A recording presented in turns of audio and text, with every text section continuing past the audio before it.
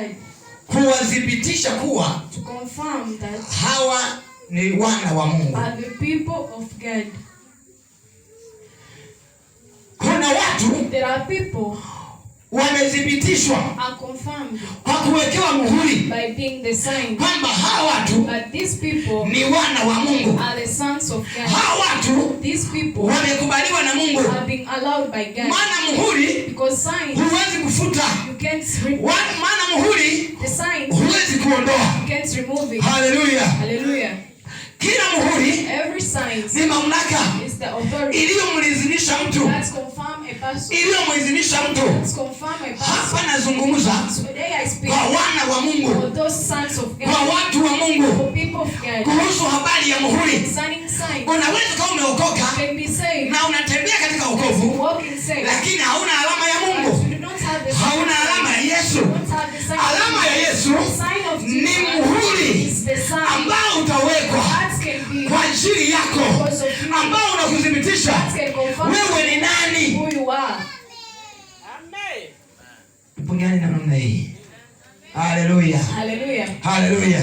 Hallelujah. Hallelujah. Hallelujah. Hallelujah. Hallelujah.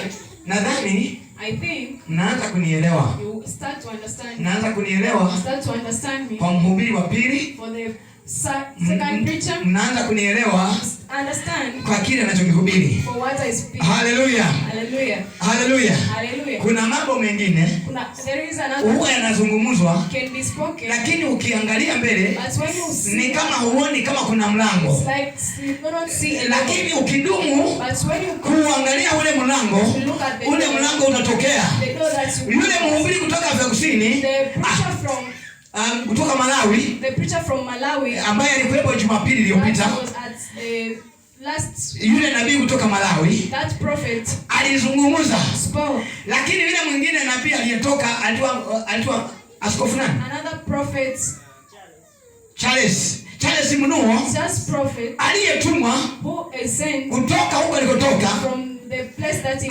alizungumzia kuhusu ni kanisa. spoke of this church. Wala hakuwa rafiki yangu, He is not my wala friend. sijawahi kuwa rafiki yake I mimi, never be his friend. lakini aliamuliwa But he will be aje hapa. to come here. Alichokisema, What he spoke, aliona mawingu madogo madogo so the smallest yakijikusanya that came kuwa kitu kikubwa. to become a big Alipouliza after asking, akaambiwa kuna kanisa la Star from Heaven it's being told that liko huko Shamsi, it's as church. liko huko ndani ndani, There is in him. ni kama kanisa dogo, It's a small church. lakini litakuja kuunganishwa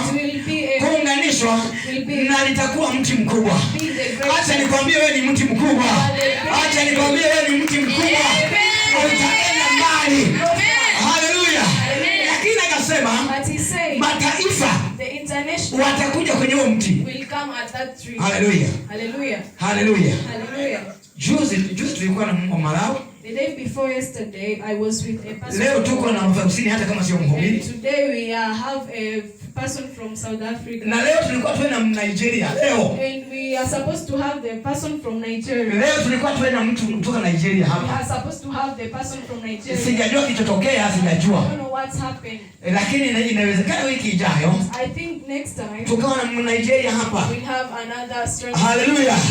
Kwa hiyo kwa nini waje kwenye makanisa yetu haya to come into our church ambayo hayaonekani, hayana oven, hayana si oven, ni oven.